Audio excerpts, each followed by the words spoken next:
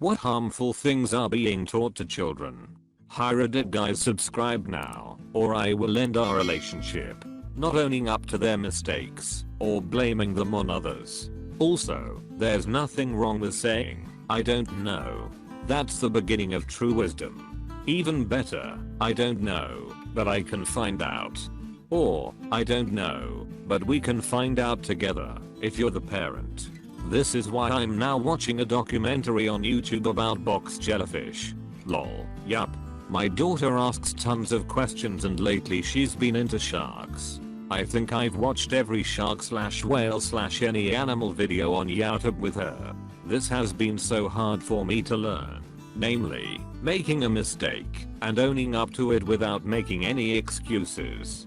I think people also need to learn the difference between excuses and reasons. I have to reiterate to people constantly that when I explain why I didn't do something or I did it incorrectly, it's not an excuse. An excuse has the connotation of intentional negligence.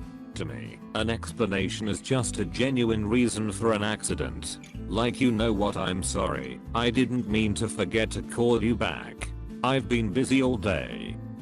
To me, that's not an excuse. I think when people give excuses, it's bull. I prefer people be upfront with me.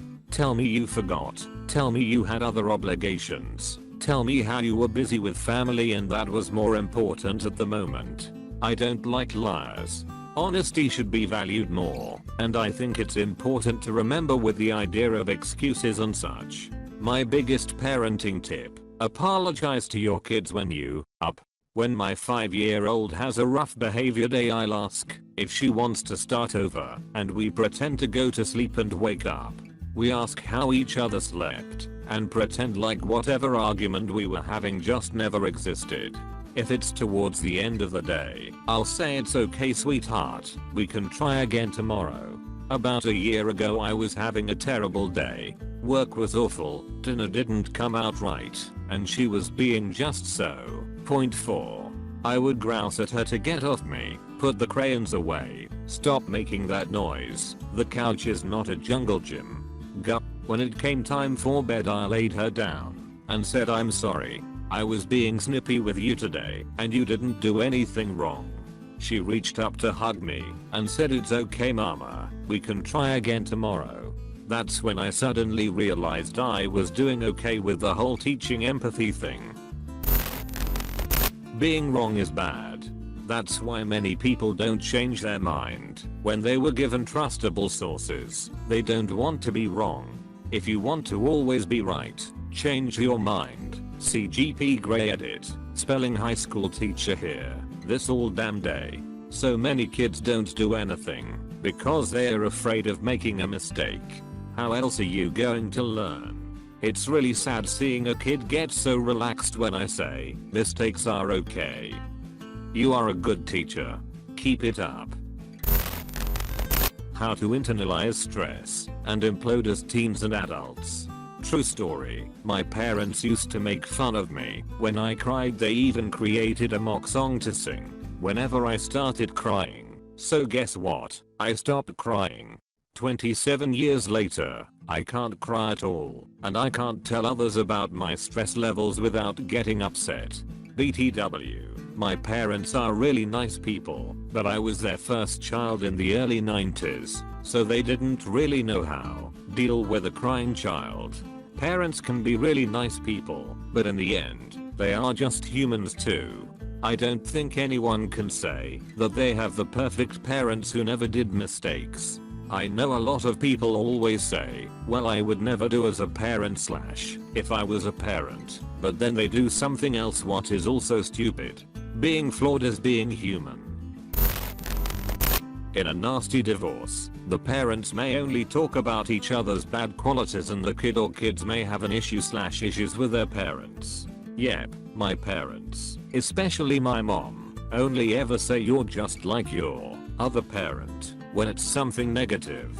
Led to some serious self-esteem issues that I'm still trying to work through into adulthood.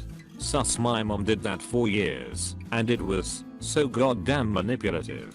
I show that I'm upset or pissed, you know, you remind me of your father, thanks mom. Thanks Edit. Will my father is a extremely supportive and caring person who never said anything about my mom after they spilt. They had problems, but he kept it between them.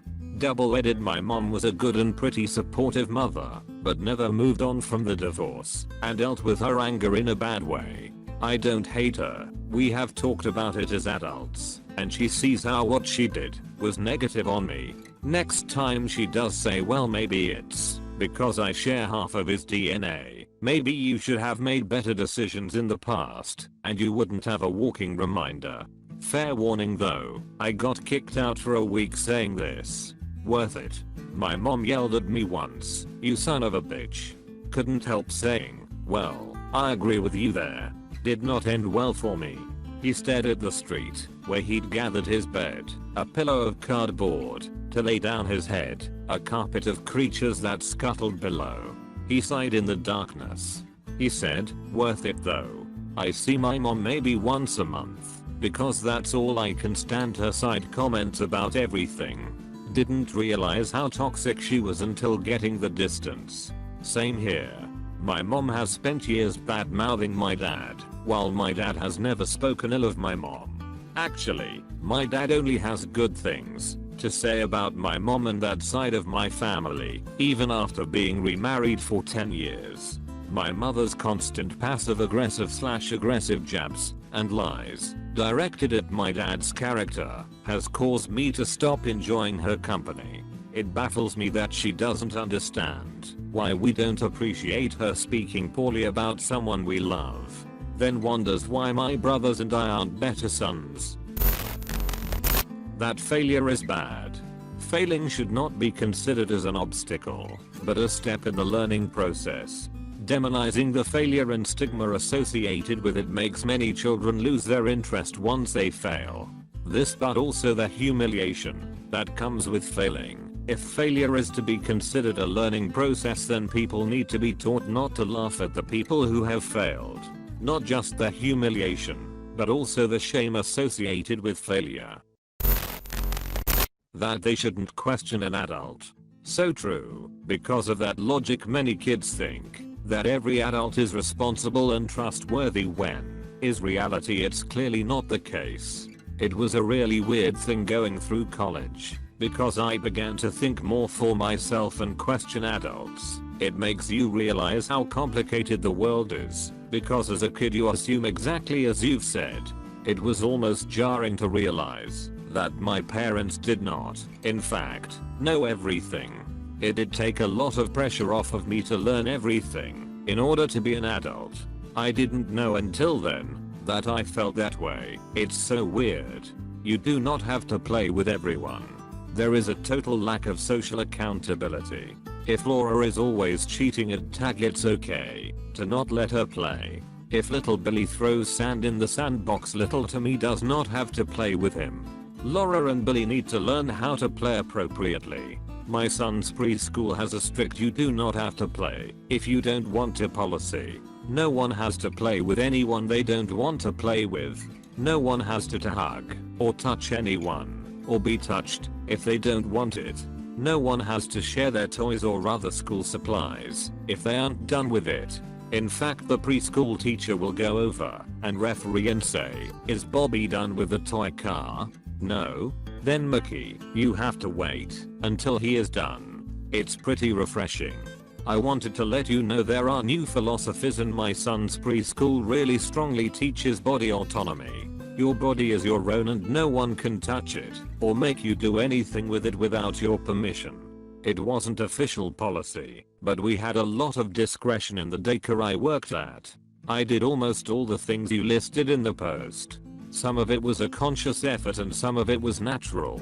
I remember at first seeing the surprise on the 3-year-olds' faces when I said no. Timmy does not have to give you that toy. And wouldn't you know, a week into the routine and the kids wouldn't fight. I think telling kids that you can just walk up and take something because sharing causes more fights. They are tiny humans and they deserve to have some agency.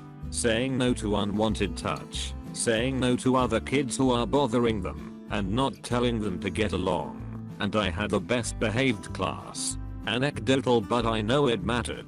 That's all Reddit, guys. And don't forget, subscribe now, or I will end our relationship.